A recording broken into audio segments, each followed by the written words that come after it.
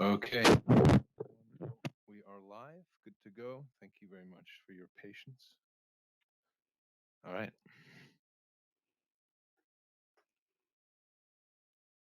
All right, are we good to go? Yes, we are. Fantastic.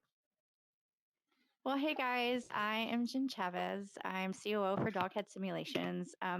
Thank you so much for taking time out of your busy evening. I know we're getting right around dinner time, so I appreciate you making time to come out and hear my remarks about the power of connectivity and ways to combat misconceptions about VR. Um, I know we have some brand new room users, and so thank you guys for taking a chance on a new platform. Everyone's navigated pretty well. It seems like everyone's on desktop except for Daniel. So if you look at the bottom of your screen there, you have kind of two different areas. One, you have an emoji bar. So feel free to use that throughout the talk. You also have the option to send chat messages. So, we're going to have some Q&A time at the end as well. But, if you have a question, feel free to drop it in there. I'll check that at the end of the talk and we can kind of circle back. So let's dive in, right? So I know a lot of folks start their talks with an example or they just kind of dive right in, but I want to do things a little bit differently. I actually want to start out with some information from you guys. So a couple of questions. So the first one, which is up here, how did you learn about VR? So feel free to just toss out that answer if you want. Video How games. did Video video games? games? Okay. Cool. I was trying to impress my son, and I found a cardboard headset on Facebook Marketplace. I strapped my phone into it, and he wasn't too impressed. But I did a virtual tour of the International Space Station, and I never looked back. That's amazing. So I'm impressed with that. So mobile VR for you, yeah. Yeah. Anybody else? This is my Okay. first time learning about VR. Oh, awesome. Well, thank you. I'm incredibly honored, and I really hope this is an amazing experience for you. So, okay, great answers. So we have video games. We found something on Facebook and tried something out. And Alana, you came for a talk. So super exciting. So, question number two for you then. What was your first impression about VR?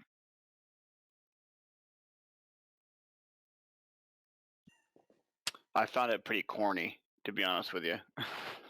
First impression. Okay. Anybody else? Do you mean like putting it on your head for the first time, or like seeing it or seeing somebody else in it for the first time? Honestly, it What? could be either. So yeah, I mean, for Daniel and his son, maybe it was that headset experience. But when you learned about it, if it was in like a movie or gaming, like yeah, what was that experience like? It was kind of funny to watch other people do VR for the first time. I'm like, that they're crazy. And then when I tried it, I kind of fell in love with it. Okay, awesome, very cool. All right, so um, it's really interesting as we've gone through this week. We've heard a lot of experts talk about virtual reality and how to integrate it into their organizations. But I think it's really important to remember that we all start somewhere. Like in educators and VR conference. We're all kind of in the same ecosystem here. We're not just fans; we're actually advocates for VR, and so leaning into the idea and reminding ourselves that we have a curse of knowledge, so we forget that people don't know what we know. So it's really important for us to kind of push beyond ourselves, push beyond our own knowledge, and remember that there are actually people out there who maybe haven't experienced VR before, or they may have some misconceptions. So our team actually put together a questionnaire, a series of questions. And when we do this, we usually target a specific vertical. We're in education, enterprise, and defense. But for this specific questionnaire, we really wanted to focus on maybe the people who hadn't experienced VR before or they hadn't adopted VR. And so among the questions on this questionnaire were the two questions that I just asked you. So I actually want to share some of those responses with you really quick before we get too far into this. So, response number one, male 42, he works for the Department of Veterans Affairs. And he stated that his initial impression was that VR sounded really neat to be able to immerse yourself in a virtual world. But to be honest, after using VR for several video games, he wouldn't want to use it on a day to day basis. So, again, someone who learned about VR through gaming, but either doesn't necessarily see how it would apply to the day to day life, or he didn't have a great experience in gaming, and so he wouldn't want to integrate that into his day to day life. So the next respondent here that we have, a female 57, she's a teacher, guys. Like, this is an educators in VR conference, and we're looking at a respondent from a teacher. She learned about VR from her students' video games and movies, but she didn't feel that it was applicable to her personally. So again, we're seeing a trend from some of your responses, from some of the responses on the questionnaire here, video games, movies. But again, her misconception is that it just doesn't apply to her. So this next respondent here, male 36, he works for Costco. So learned about VR when he was little through reading Popular Science and Popular Mechanics. His first impression was, wow, very cool, but he would want to explore it recreationally, but didn't want to escape reality. Guys, this one was kind of a shocker for me, honestly. When I started going through these responses, over half of the responses that we've received had some sort of response stating that they didn't want to use VR to escape reality, or they felt that VR was creepy because they saw a potential for them to get actual reality and virtual reality mixed up or intertwined in some way. And so there are misconceptions out there that exist that have an alarming reaction to virtual reality. So I have one more of these that I want to share with you. Um, and honestly, for me, it's the most shocking. Not necessarily because of the response, but because of the person who said it. Does anybody know who that headshot belongs to? That's me, guys. So this is me in 2015 after after my then CEO unboxed our HTC Vive, set it up in the office. And at that time, I just didn't get VR. There were already so many things separating us or me from human interaction. I just didn't understand why I would want to strap that thing on my face, perform fake surgery instead of having a conversation with another human being. Guys, I was pretty appalled. um, I've always had an appreciation for a face-to-face interaction. I believe that humans are created for relationship, and with cell phones and video games and TV and so many other things separating us from a human connection, I really saw VR as this gaming thing. I know we have some gamers out there, so I apologize for my ignorance. But I saw VR as this gaming thing that would continue to separate us from each other. So the big question then becomes, what changed? What happened in my life to move me from my thought processes then to my thought processes now? What moved me from apathy and honestly kind of borderline disgust to not just being a fan of VR, but guys, I'm standing here advocating for the technology in front of you today. So what was it that changed? And honestly, for me, it was realizing the power of connectivity.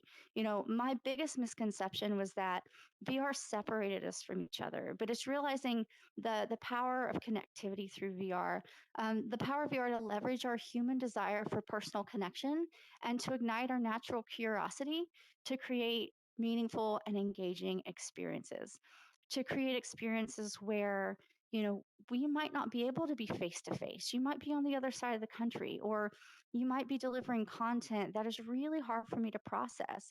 Vector math, right? That's a really hard concept to process. But being able to visualize something like that, being able to see the statue of David in scale in front of me, that's an engaging experience. And that's the power of connectivity through VR. And so, as I was preparing this talk for you guys today, as I was preparing for the conversation, I had to really examine my journey and kind of question, like, what were those road markers that made those changes in my life? Like, what moved me from that apathy to advocacy? And I identified three different road markers. So the first one happened in 2016. The company that I was working for at the time had this massive project where we were working with an online education company. And they were interested in presenting their content through virtual reality. At the time, I was functioning as a lead designer. And so, I had kind of a working knowledge of virtual reality. Like, I'd done some research for menus, but, my team was mostly working on title slides for the courses and all the kind of stuff. But um, I kept hearing how powerful this experience was, and honestly, it wasn't until we shipped the product that I actually picked up the headset and put it on my head. And I can't begin to tell you what a changing moment that was. um, I'd never seen American history in that way. I was not just reading text. I was following along with text while hearing an instructor present this content with me while looking at him in the face. And then the most amazing thing happened. We started talking about George Washington. We all know what George Washington looks like. We've seen paintings and pictures. But the guy popped up in front of me and in the way of a 3D model. And I couldn't believe what I was seeing. It was the most interesting, the most engaging learning experience I'd ever had. I could, scale George Washington. I could make him bigger, make him smaller, turn him upside down, but I could walk around and I could engage with this historical figure that until that moment had just been flat and lifeless. After that, my curiosity had been piqued, but I still wasn't an advocate. I still wasn't a fan. Um, Fast forward to the following year, not quite a year later, but the same organization was partnering with a university out of Virginia. And they wanted to build a tool to coach young people, to coach high school students on how to interview for jobs. And so, again, at that point, I'm leading my team through the creative process. I'm working closely with devs to understand what needed to happen. And we built things out.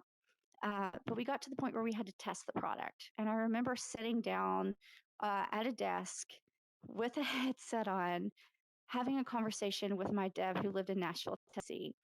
And I remember how cool it was to be there face to face with him, to connect, to really like see him as a full human in that moment and not just a picture on my screen, or, not feel like there were miles between us.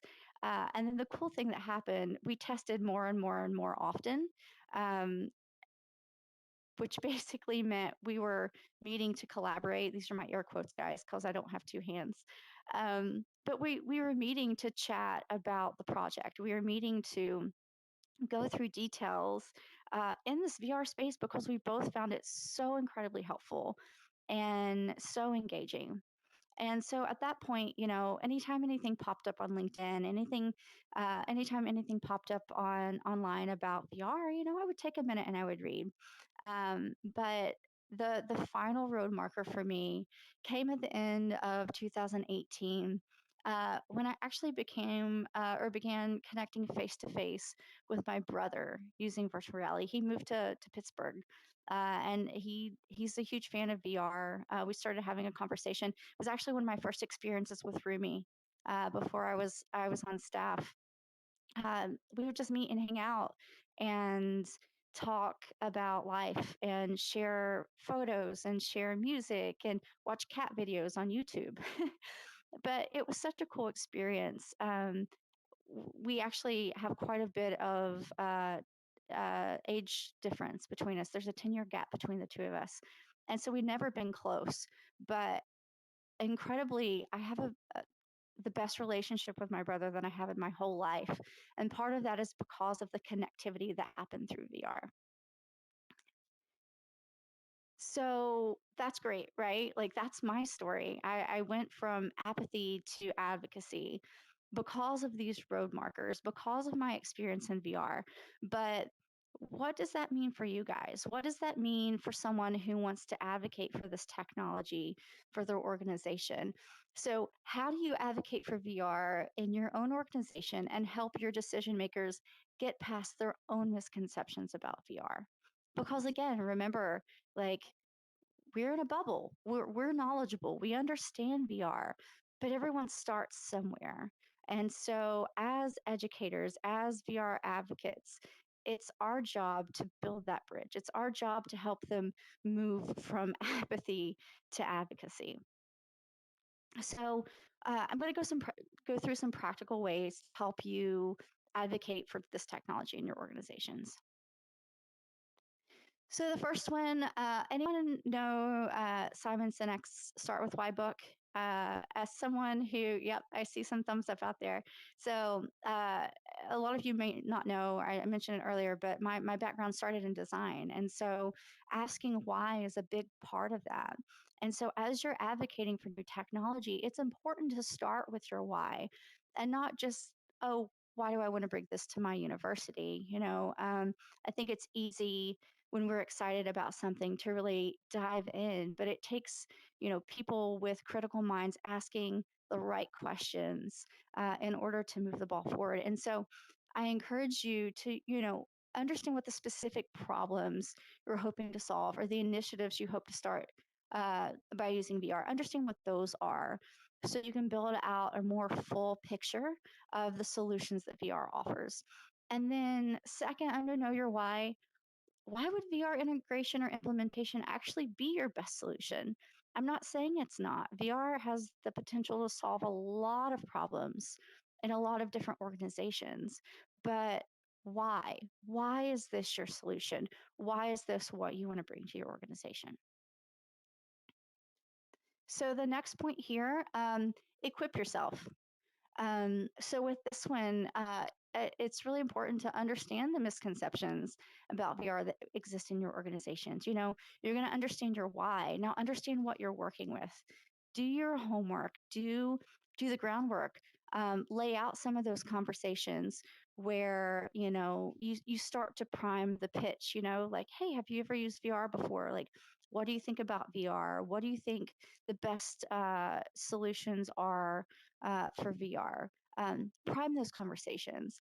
And then seek out resources on how other organizations like yours are using VR to solve problems similar to your own. Guys, there are tons of resources out there. There are case studies, there are white papers. People want to talk about this. We're at an Educators in VR conference. We have over 150 speakers who are intimately knowledgeable about this topic. Any single one of us would want to have this conversation with you to help equip you to bring this knowledge to your organization. And then finally, again, don't go it alone. Leverage our amazing community to find the right solution. Reach out to me, reach out to Matt, reach out to Daniel. We of course, we would love for you to use Rumi, but that's not what it's about for the Doghead team. We believe in this we believe in this field. We believe in VR, and we want to advocate for the growth of that technology and for the success of our competitors as well. Matt says all the time, "Raising tides raise all ships." So don't do this alone. We want to be advocates with you. Okay, the next point, provide an HMD demo. Guys, an academic understanding of virtual reality, it's missing the point. You can read all that you want. You can read the case studies, but for my first timers in here, like this is different. This is special. Seeing your faces, like Eugene, thank you for being here. Eugene's in Sacramento right now. Kohi, I don't know if you're in the US, but I know you were just in Costa Rica. So, like this changes the game, but it feels like you're here. And so, like, you have to get a headset onto your decision maker's face in order for them to understand the full picture that is VR. It's it's like your mom telling you to eat Brussels sprouts when you're a kid and you have an idea of what Brussels sprouts are, but until you have them oven roasted with like garlic, salt, and pepper, and some olive oil, you just don't get it right. So the next one, make sure you're tailoring your demo not to just explain your vision, but also to allow your decision maker to see your vision, to experience your vision. It's the difference between saying, I teach English or I teach Italian, and I want to offer this. I want to offer this solution so people can learn Italian, and dropping your decision maker into the Colosseum or into a street in Rome and showing him how he or she how they can read the street signs or they can engage in a conversation with a passerby. Instead of just talking about vector math, like drop in the vector math, let them understand and see and touch how the solution is right and how it's a game changer. And then the last one in here, partner with your desired service provider to get the best demo experience for your decision maker. So, you may or may not be comfortable giving a demo. If you're advocating for Rumi, you may or may not be comfortable taking your decision maker through this experience or giving a presentation. But guys, we do this every day and we are.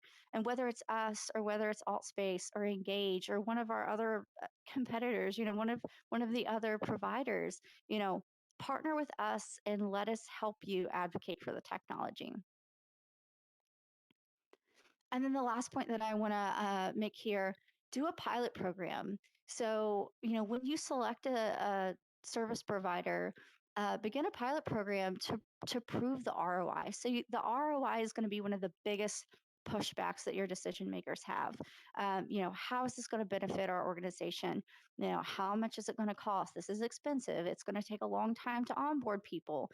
You know, equip your team to be successful, and you do that through this pilot program. So for the Rumi team, we do a lot of pilot programs, and for us, it really starts with the education piece. So if we're looking at a university, onboarding the leaders, onboarding the educators, getting the buy-in early and often, so that they can have a successful pilot. Defining the pilot size group. So is that 10? Is that 200? It depends. It depends on, whether it's a university sanctioned pilot or whether you're just testing something in your own classroom, right? But we can partner with any size organization to do the pilot at a low cost, at a low commitment. And that's one of the ways that we advocate for this technology and that we equip our universities and our partners. Defining the pilot length, guys, this is important too because you want enough time that you can prove success. But again, if you're talking to a decision maker in your organization, they're going to want that proven quickly because the two biggest pushbacks on pilot programs that we've heard are, time and resources, right? So, it's important to define like what a proper length is. We recommend, a 3 month, like 90-day pilot program. The training is actually done beforehand so that when day one starts with a pilot, you've hit the ground running. So, and for us, we offer the onboarding and the support. We help train the teams. We help answer any of the questions there that might arise. And then finally, you want to sum everything up with a really solid pilot recap. It's kind of the bow on the present to be able to say, these were our goals, this is how we achieved it, and this is how we've grown exponentially. So again, going back to that, starting with your why, what were the problems that you were trying to solve? You have to understand that in order to have a really successful pilot recap. um, but was engagement your problem? Well, have students test scores improved? Did you have high student drop rates? And then all of a sudden in your test group, they stayed, they were engaged. Um, Having this the bow on the package is really important. So, um, yeah, guys, the power of connectivity in VR, it touches on all of these points.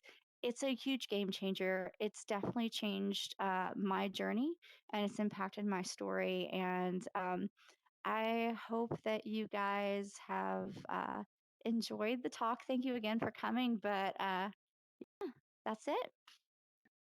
Wonderful, Jen. Thank you. Spectacular. Thank you so much, Jen. Thank you guys. Interesting to Thank hear you. about your journey. Thank you. Yeah. So yeah, I wanted to open up the floor to any questions that you guys might have.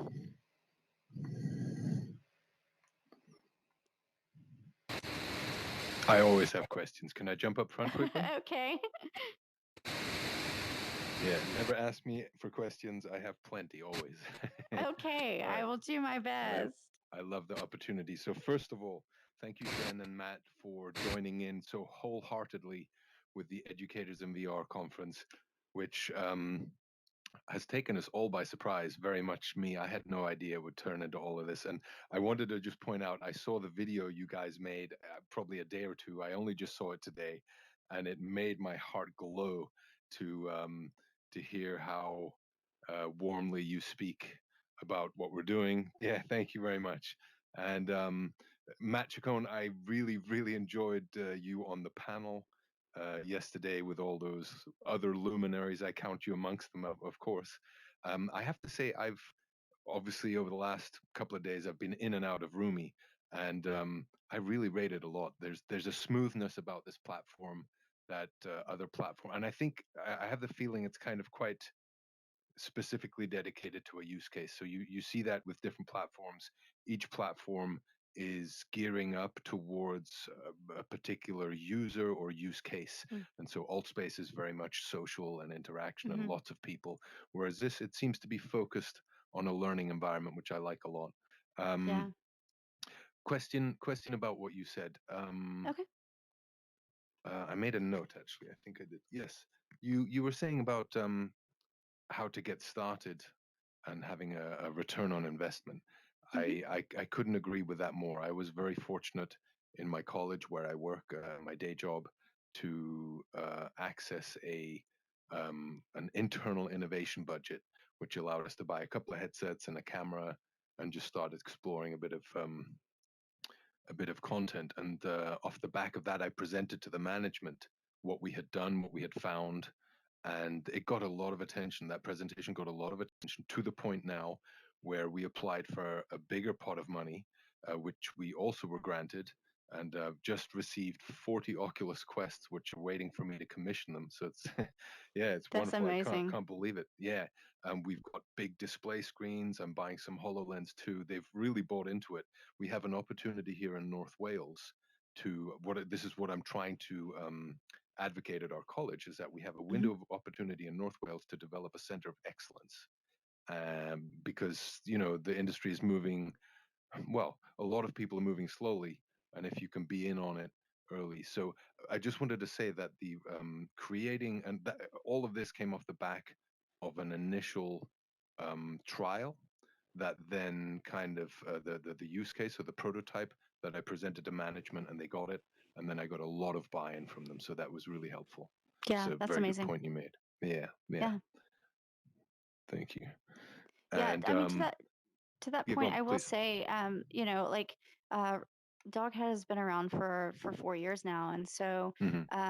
the pilot program structure that we have is actually we've learned a lot over those 4 years, and so our pilot program structure is now designed on some of the best practices and things that we've learned along the way. Hmm. Some of our first releases or partnerships with universities. We actually discovered that one of the biggest pain points was the onboarding process and the instructor buy-in. I mean, they have so much going on. There's so much on their shoulders, and they're creating content.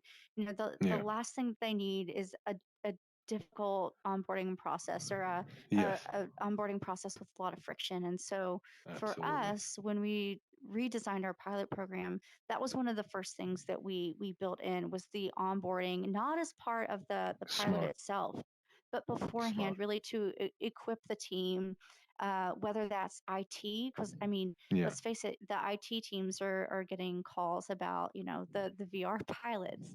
So equipping the IT team, equipping the instructors, and yeah, equipping the decision makers. So really coming alongside either right. the leader or the university to better equip them for success. You're right. That's a very interesting point because it's the same at my college. We have a big IT department, and they're experts at what they do. I mean, I think we have something like 6 or 7 thousand students. No, no, no, much more. Sorry, 15,000 students across 7 sites, and about 3,000 staff. And the IT department has a lot to do as IT becomes more and more integrated and ubiquitous. And but even with all of their expertise and experience, I'm coming to them and I'm advising them, and I'm not a techie.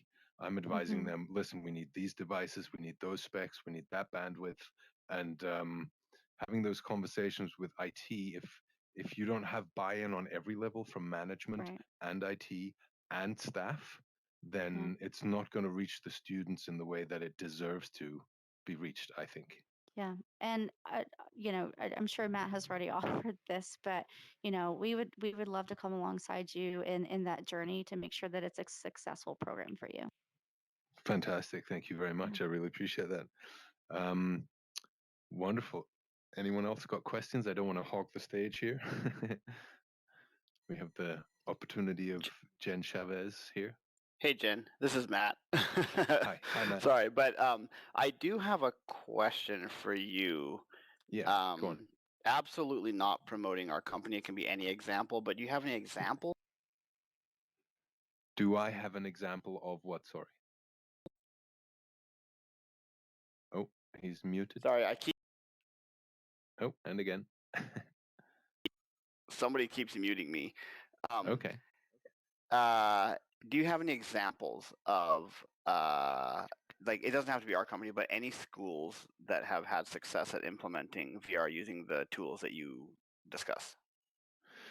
Um, do I have any examples? I I'm not sure that I can say I do. I'm aware of schools using it, and certainly in our Educators in VR community, which lives on Discord. And by the way, please, open invitation to anybody here to join our Educators in VR Discord community. We have 800 members from around the globe sharing resources and discussing this thing. So I'm aware of a lot of people exploring. I wouldn't say that I have an example yet of somebody where I could say, well, this isn't a successful example. I think people are exploring, they're running into the same issues. I'm not aware. I imagine there are some, but I'm not aware of them. Okay, Jen, Oh, do you have any examples of any? Sorry, guys. I guess I'm on mute. Someone muted me too. Anyway, maybe I did that.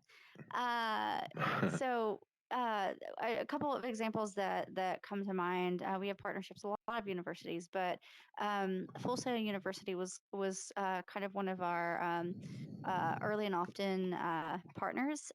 So they've actually used Rumi for the online game design course, and then also the other example that comes to mind, Harvard University is actually using us in partnership with their sister university in China to teach Egyptology. And so students from both universities are experiencing hieroglyphics and the Sphinx and lots of different elements of Egyptology within Rumi at the same time. And so it's not only an engaging experience, but they're building global partnerships through those rollouts as well.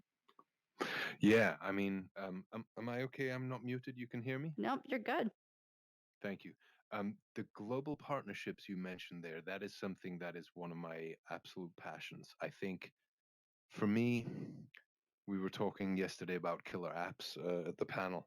For me, one of the killer apps if not the one, is the collaboration, and this in particular the remote collaboration. So if this technology doesn't connect classrooms and schools and communities and families remotely to collaborate, then it's really missing a huge potential. I think that's something personally at Educators in VR we're trying to drive. So we have a project that we're developing called the Borderless Classroom Network, which we want to run cross-platform, by the way.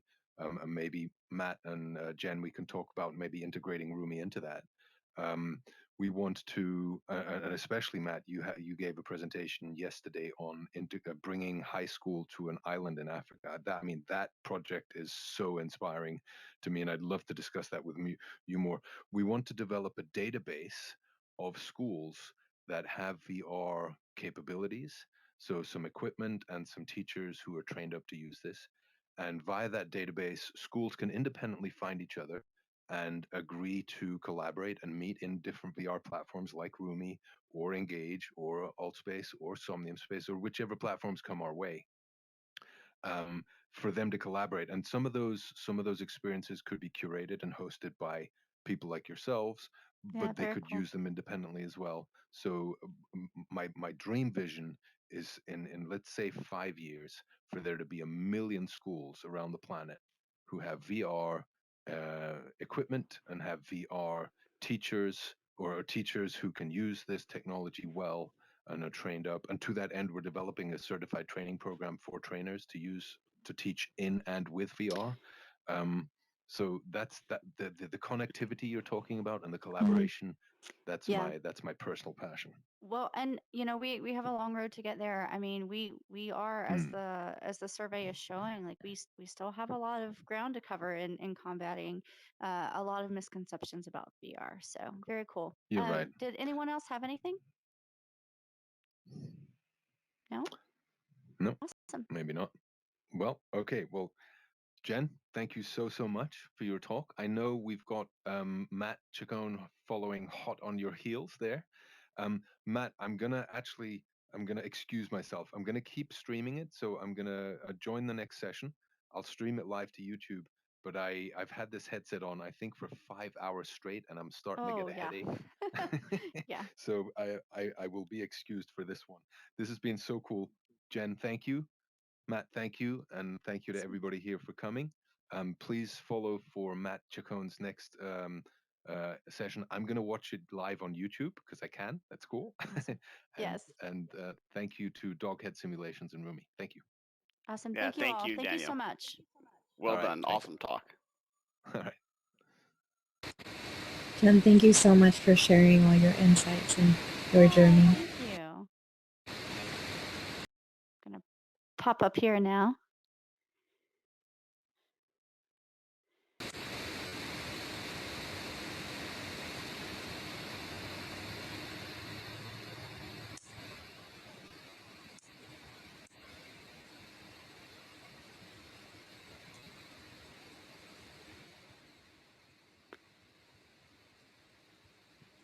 So, Alana, are you guys in Bellevue? Yes,